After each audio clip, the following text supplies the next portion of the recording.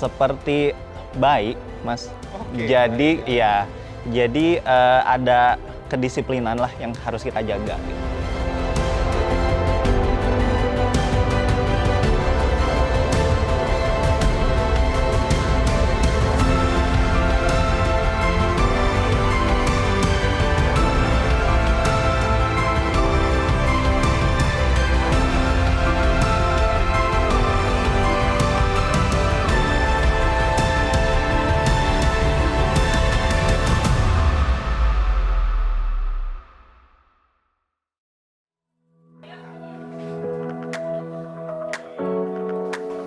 Halo Sobat Tani, saat ini saya berada di salah satu lokasi agrowisata yang ada di Kabupaten Bandung Barat, Jawa Barat. Bisa Anda lihat di atas kepala saya banyak sekali anggur yang langsung dari pohonnya. Inilah salah satu daya tarik utama di lokasi agrowisata ini, yakni agrowisata Virisco, di mana kita bisa mencicipi langsung anggur langsung dari pohonnya. Dan sepertinya yang sudah matang ini berwarna hitam. Kita bisa langsung memetiknya dan mencicipinya secara langsung.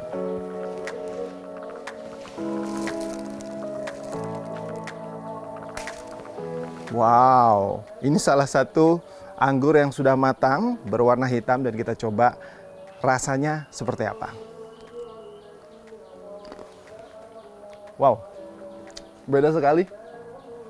Sobat Tani, kalau makan anggur langsung dari pohonnya dan baru dipetik, segarnya itu sangat terasa dibanding kita beli di toko buah yang memang mungkin sudah dipetik sudah beberapa hari sebelumnya begitu. Halo Mas. Halo Kak, aduh ini saya main petik-petik aja nih. Apa-apa. Mas Dava ya? Iya. Berarti betul. pemilik dari agrowisata Virisco ini Virisco, ya? iya. Wah, ini berarti daya tarik utama atau penawaran paling utama kalau setiap Ya. pengunjung yang ada di sini ya? Ya. Gimana kan? tadi rasanya Mas? Enak sekali ya kalau langsung petik, segernya itu beda ya? Iya. Ini jenis apa ya, Kang? Ini kebetulan ini salah satu yang kami daftarkan atas nama Jawa Barat. Oh, gitu. Ini Parahyangan Jabar Agritech. Varietas baru berarti? Iya, kita ganti nama sebenarnya. Oke, tapi sudah ada sertifikasinya? Udah. Betul.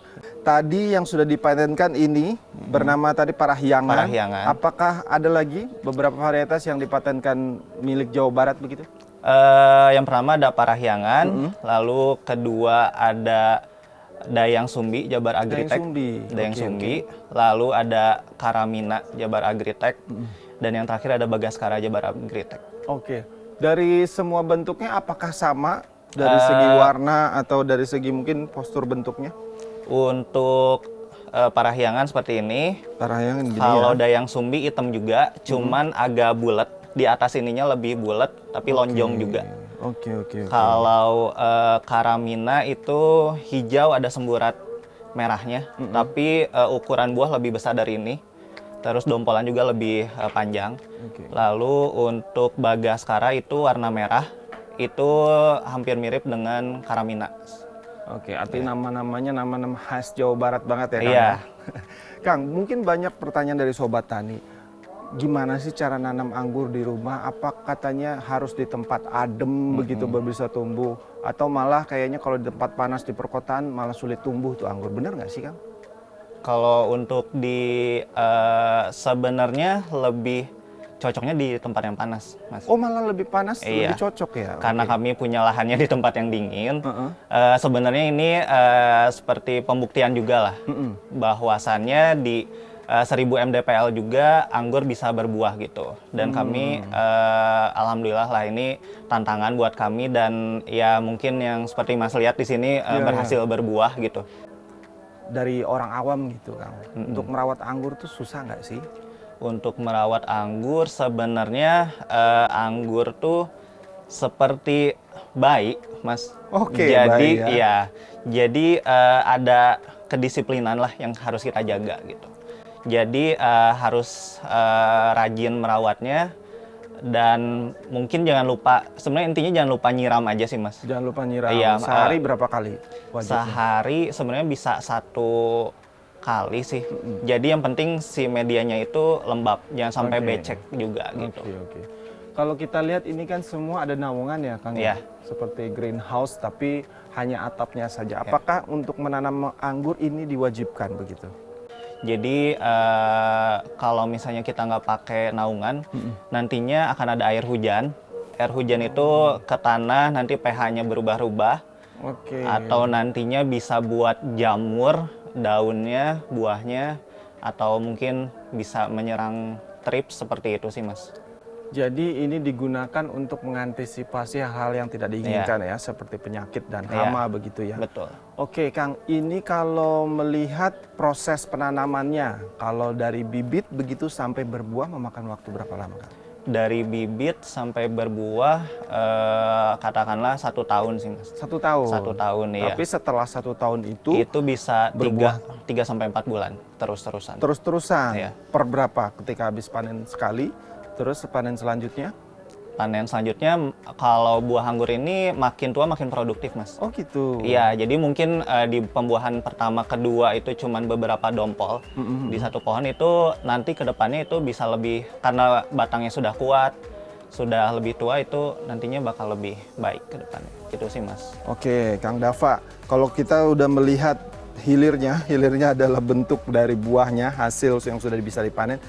Kita penasaran dari awalnya pembibitan, Kang. Seperti apa cara nanamnya, terus bagaimana pembibitan ini dikelola hingga bisa berbuah dengan bagus. Ada tempat pembibitan? Ada, boleh. Kang? Kita cek Di bawah? Di bawah ya? Di bawah Oke, kalau kita pembibitan. ke bawah. Siap.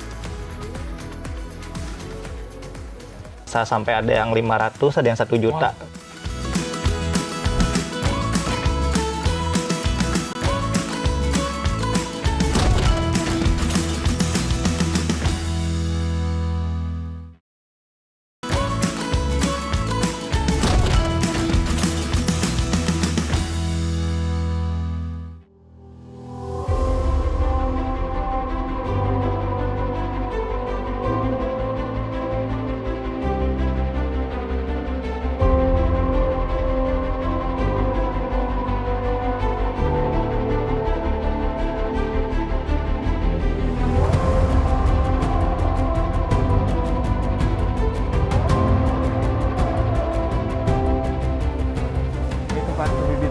Ini pembibitan ya, Mas.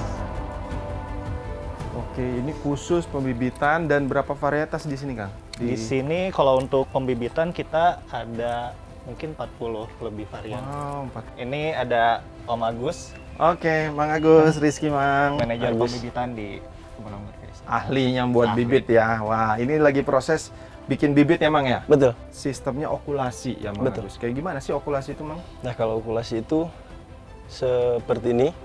Jadi di sini nih ada cutting. Oh, cutting. Iya, di Namanya sini cutting. sebutnya cutting. Ini untuk batang bawah atau Ini sering- pohon anggur atau? anggur juga. Oh, anggur juga. Oke. Jadi ini untuk batang bawah. Batang bawah. Nah, untuk batang atasnya itu kita banyaknya pakai yang hijau. Hijau dan ini batang anggur juga ya. Ya, kalau yang ini wine grape, rostock. Untuk rostock itu variannya rostock. Oke. Dan kalau untuk bagian atasnya itu ke table grape. Kita tinggal dibelah di bagian yang bawah. Oh, belahnya nggak terlalu Jangan tengah terlalu ya? tengah karena ini batangnya besar. Tinggal ditempel. Ini yang sudah jadi ditempelkan ya, Mang Agus Betul, ya? betul. Oke, tempelkan, dipakai media tanamnya, sekam ya ini ya? Sekam bakar, Heeh. sekam mentah, humus bambu, sama kotoran hewan. Oke. Dari proses ini berapa lama, Mang Agus? Sampai- Kayaknya sampai tumbuh seperti ini ya? 3 bulanan. Wah, 3 bulan. Setelah 3 bulan, yang bagus itu bibit tumbuh dengan bagus begitu dan bisa dijual atau ditanam langsung Nah, ya? ini. Oke, ini umur 3 bulan ya. Kalau yang ini 2 bulan setengah. Wow, udah Jadi kriterianya itu bisa dilihat dari pucuk. pucuknya. Ya, pucuknya itu aktif, sulurnya juga aktif. Oke. Daun tua sama muda itu simetris. Simetris artinya sama ya Iya, panjangnya ya. Betul. Oke, oke. Oke, ini dijual per batang berapa? Per batang itu kalau di kita kan ada varian lawasan sama varian untuk koleksi. Jadi varian lawasan tuh sebenarnya termasuk yang kita daftarkan. Oke. Karena itu udah tersebar di Indonesia, jadi dibilangnya varian lawasan. Nah, untuk varian lawasan sendiri di 125 satu 125, bibit. satu Iya. bibit. Kalau yang koleksi itu bisa sampai ada yang 500, ada yang 1 juta. Wow, kenapa tuh? Bisa Itu beda. karena impornya gitu, Mas. Oh, impornya. Iya. Tapi diolah pembibitannya di sini. Ya, Oke. karena oke. kuantitinya juga masih sedikit. Importnya kita di Indonesia mungkin masih sedikit seperti itu. Jadi harganya lumayan. Bisa dibilang rare. Iya. Itu rata-rata pembelinya memang nanam di rumah atau memang buat diusahakan lagi? Kalau untuk yang lawasan itu biasanya untuk berkebun sih, Mas. Berkebun ya? Berkebun ya. Oke. Tapi kalau yang tadi yang mungkin kolektor itu ya di Di rumah rumah, aja, ya. penghobi biasanya. Tadi kita dari atas jalan pas panen sampai ke sini saya lihat tuh ada anggur ditanam di pot. Iya. Kang. Itu bentuk inovasi baru atau emang itu bisa tumbuh sampai berbuah begitu dengan hanya di pot?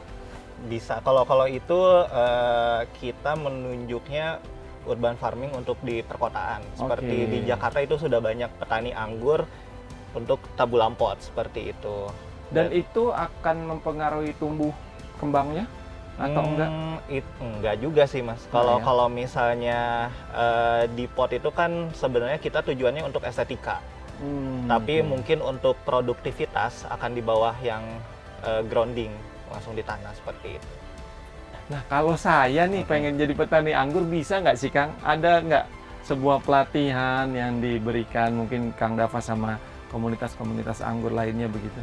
Ada sih, Mas. Kalau untuk pelatihan sebenarnya sekarang juga lagi ada pelatihan Di mana pelatihannya? di atas. Ayo kita. Berarti kita ke atas lagi, Oke. ke atas lagi. Mang Agus, makasih banyak Mang Agus. Sama-sama. Makasih.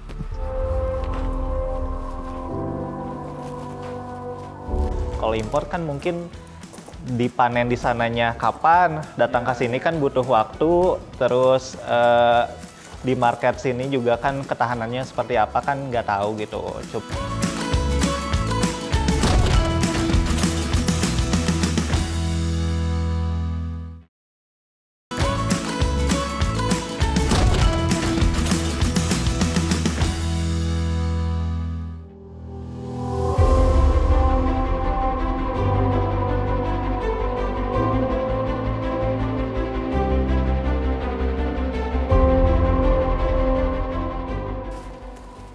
Nah ini Mas, Oh, pelatihannya. oke. Mang Agus juga nih yang melatih ya? Iya. Wah. Jadi ini pelatihan setiap hari atau berkala atau ada jadwal khusus? Kalau kebetulan ini lagi PKL, jadi setiap minggunya kita adakan pelatihan gitu. Setiap minggu pasti Iya, ada pelatihan iya. dan ini teman-teman dari PKL. PKL ya. Nah, ini diperuntukkan pelatihannya untuk siapa aja? Sebenarnya kita juga ada program, ada untuk yang mau pensiun, masa Oke. persiapan pensiun, atau untuk umum juga ada seperti itu. Nah, materi-materi yang diberikan apa aja tuh? Itu biasanya kita sekarang sih untuk pemula aja sih, Mas. Pemula ya? Iya, jadi mulai dari cara penanaman, cara perawatan, sampai pembuahan seperti itu. Oke, ini lagi pelatihan Mang Agus. Bisa dipanggil salah satu Boleh, pesertanya? Kita ganggu dulu. Iya, boleh. Oke, ini siapa namanya? Nama saya Aji Ridwan Mas dari Aji. SMK Negeri Pertanian Pembuahan Lembang. Oh, dari SMK Lembang ya, Iya. pertanian ya. Iya. Berarti udah lama di sini, berapa hari sudah? Selama 1 bulan. Satu bulan. Jadi Aji di sini dapat apa aja pelatihannya? Dapat kita belajar budidaya tanaman anggur kayak Oke. cultivation, stake, vitis, vinifera. Kemudian belajar okulasi, belajar teknik marketing, finance, decreasing, and capital interest juga di sini. Jadi semua ya, Kang Iya. Dava ya, dari hulu hilir diajarkan Iya, di sini betul. ya. Nah, tertarik nggak nanti Aji jadi petani kayak Kang Dava gitu? Tertarik banget karena Tertarik, pengen ya? jadi petani milenial ya. Oh, petani milenial. Oke, Biar rencana bisa- udah ada gambaran mau usaha apa pertanian nanti? Mungkin kayak teknik hidroponik kali ya biar Hidroponik. mengembangkan Indonesia dalam dunia pertanian. Wah, Iya. oke. Makasih Aji, Iya. lanjut pelatihannya. Ya, terima kasih Pak. Sekarang tuh yang lagi viral Kang, ada namanya anggur hijau itu. Iya. Itu jenis apa dan katanya kandungan pestisidanya itu tinggi banget itu. Itu Iya. bener nggak sih itu Kang? Kalau itu sih mungkin ya, karena itu kan import, kita nggak tahu juga gitu. Kalau import kan mungkin dipanen di sananya kapan, datang Iya, ke sini iya. kan butuh waktu, terus di market sini juga kan ketahanannya seperti apa kan nggak tahu gitu. Cuman kalau untuk yang di kami perawatannya itu untuk pestisida sendiri 1 bulan sebelum panen itu 1 bulan atau lebih itu aman gitu ya. Jadi kita berhenti dulu pestisida obat-obatan, baru kita bisa panen seperti itu. Kalau kita lihat fenomena impor buah-buahan, Kang Dava melihatnya seperti apakah memang produksi dalam negeri kita masih sangat kurang? Kalau impor sendiri, kebetulan untuk anggur ini masih nomor 1, Mas. Masih nomor 1 impor buah-buahan di Indonesia. Jadi di tahun 2023 sendiri ada sekitar 6,7 triliun. Ya. Itu hanya untuk kita beli anggur dari luar gitu. Iya, jadi seperti di kebun inilah. Di kebun ini malah nggak bisa kita masukin ke supermarket kemana karena udah habis di kebun. Sobat Tani, artinya permintaan dalam negeri saja untuk anggur ini masih sangat tinggi dan belum terpenuhi sama sekali. Artinya di sini peluang besar untuk produksi budidaya anggur sebenarnya. Kalau Sobat Tani nggak bisa belajar di Virisco, begitu. Bisa. Kalau nggak bisa juga nyari bibitnya, beli di Virisco, begitu ya. Nah, Kang, kalau kita lihat dari pertama petik, terus pembibitan, ada pelatihannya juga secara rutin. Ada konsep lain yang ditawarkan selain itu? Kalau saya lihat dari masuk ada kayak kafe begitu, di atasnya rindang anggur, itu salah satu konsep yang ditawarkan juga. Salah satunya ada kafe di depan, terus maju sedikit nantinya akan ada toko. Sekarang lagi proses toko untuk nanti perawatan anggur lah. Nanti di sini juga akan ada coffee shop, itu untuk targetnya anak-anak muda. Anak muda ya, yang memang yang penting pemandangannya bagus dulu. Iya, betul. Dan tadi ngomong pemandangan, saya lihat tuh kayaknya ada bentuk-bentuk taman, ada di outdoor, pemandangannya luas, lahan-lahan di belakang itu termasuk juga? Itu termasuk ya. Boleh kita sana aja. Boleh Kang, kita ke sana ya.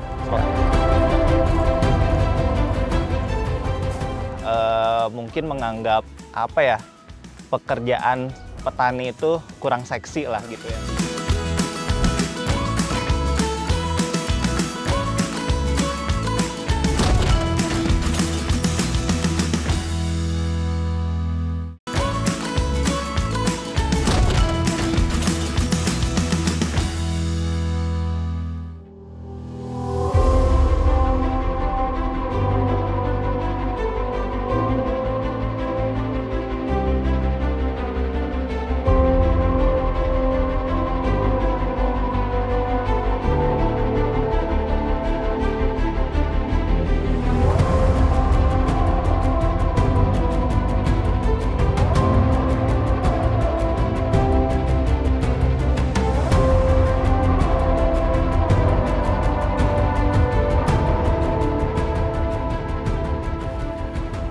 Nah, ini udah ada jus anggurnya. Wah, ini jus anggur? Iya.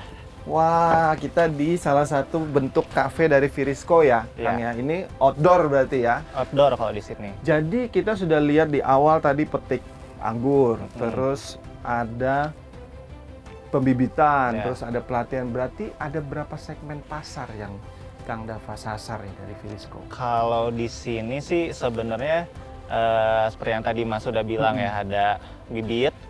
Terus di sini fokus juga ke tabulan pot.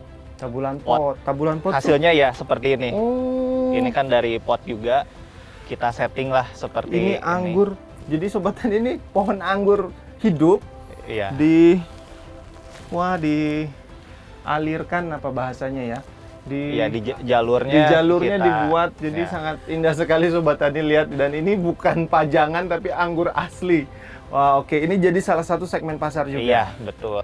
Nah, jadi dari semua ini, apakah ini sudah goals akhir dari Virisco, Kang? Apakah ada nanti capaian selanjutnya yang mau disasar begitu? Sebenarnya untuk tujuan saya sih lebih ke saya ingin membangkitkanlah gairah anak muda gitu untuk bertani sebenarnya lewat anggur. Karena kan sebenarnya anggur ini bisa ditanam di mana saja, Mas. Seperti ya inilah contohnya gitu. Jadi mungkin anak-anak muda sekarang yang mungkin menganggap pekerjaan petani itu kurang seksi lah Kurang gitu seksi. ya. Kan sekarang pinginnya Tidak bergengsi iya, gitu ya. SCBD lah di mana rapi gitu. Oke. Sebenarnya dengan kita bertani, utamanya anggur ini, itu prospeknya sangat besar, Mas. Dan menjanjikan. Dan ya. menjanjikan ya. Nah, berarti Kang Dava selaku generasi muda, apakah awalnya mungkin setelah lulus sekolah atau kuliah langsung tertarik jadi petani, atau apa dampak ataupun momen apa yang akhirnya Kang Dava milih jadi petani gitu?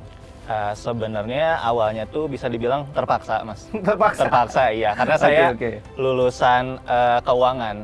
Saya Oke. dari Unpad Administrasi Keuangan. Di situ saya awalnya ini sebenarnya kan kebun keluarga. Kebun keluarga. Jadi saya diamanatkan untuk ya udah cobain ngelola lah. Cobain ngelola karena sebelumnya tuh ini kebun buah tin. Oh, Kebun buah tin tapi mungkin bisa dibilang udah rusak, udah hancur. Dan ayah saya udah bingung mau seperti apa. Saya sih awalnya ingin membantu lah. Ingin membantu ke depannya seperti apa. Ya saya memberanikan diri lah untuk terjun langsung di anggur ini. Karena kan kalau anggur udah buah yang sudah populer. Jadi untuk marketing sebenarnya udah tidak perlu kita bingung-bingung lagi sebenarnya. Oke, karena memang ini makanan buah yang harian ya dikonsumsi masyarakat. Iya, ya. betul. Oke, ini salah satu utamanya adalah yang ditawarkan di agrowisata Virisco ini adalah petik buah Iya. anggur secara langsung dari pohonnya. Ya. Bagaimana Kang Dava memastikan bahwa setiap hari ini akan bisa dipetik dan dipanen begitu kepada pengunjung yang datang ke sini? Nah, kalau untuk saat ini kan sementara kita sebenarnya masih coba-coba lah. Maksudnya coba-coba tuh gimana caranya si buah anggur tuh ada terus, Mas. Jadi mungkin di tahun depan kita akan adakan panen raya seperti itu. Jadi nantinya juga bila pengunjung yang jauh-jauh datang jauh ke sini udah pasti bulan apa kita panen. Dan itu udah pasti pengunjung akan dapat memetik buahnya seperti itu. Kang, dari semua segmen pasar tadi, kalau boleh tahu omsetnya berapa ya untuk Virisco? Mungkin biar Sobat Tani semangat. Setidaknya generasi muda melihat, oh peluangnya sangat menjanjikan loh ternyata jadi petani. Iya, kalau yang dijalani saat ini ya Mas, dari pembibitan aja, ini cuma dari pembibitan ya. Itu mungkin di angka ya hampir 100 lah. Wow, satu bulan? Ya sekitaran 100 lah. Oke, satu bulan omset, artinya itu kan omset diputar lagi ya keuangannya untuk permodalan lagi. Betul. Oke, Kang Dava, terakhir pesan buat Sobat Tani, khususnya generasi muda, gimana nih dunia pertanian, menjadi petani itu ternyata menguntungkan loh, omsetnya lumayan besar dan tentu menjanjikan. Silakan Kang. Oke, mungkin pesan dari saya, mungkin pertanian itu apa ya, kotor lah gitu ya kalau mungkin kurang terlihat bergengsi gitu. Kita kayak sering kena tanah lah atau apalah seperti itu, pupuk, iya, kotor-kotoran. Mungkin dari anggur ini bisa membuktikan lah, dari kebun anggur Virisco ini bisa membuktikan lah kalau misalnya anggur ini bisa loh dengan kebun yang mungkin terlihat kita settingnya bersih lah gitu. Ini anggur tuh prospek yang sangat menjanjikan. Mungkin kalau bisa dibilang di Indonesia itu baru akan mulai untuk bisnis anggur itu. Jadi ya prospeknya masih sangat luas, masih sangat panjang sekali. Oke Kang Dava, tentunya usaha pertanian akan bisa lebih berkembang lagi kalau ada sentuhan inovasi ini ya. Ini salah satu bentuk inovasi yang Kang Dava lakukan. Terima kasih Kang Dava sudah berbagi kepada Sobat Tani. Sobat Tani, ingat bahwa usaha pertanian adalah usaha yang sangat menjanjikan jika Anda bisa mengelolanya dengan baik dan memberikan sentuhan inovasi khususnya pada Anda generasi muda. Sampai jumpa di episode berikutnya. Oke.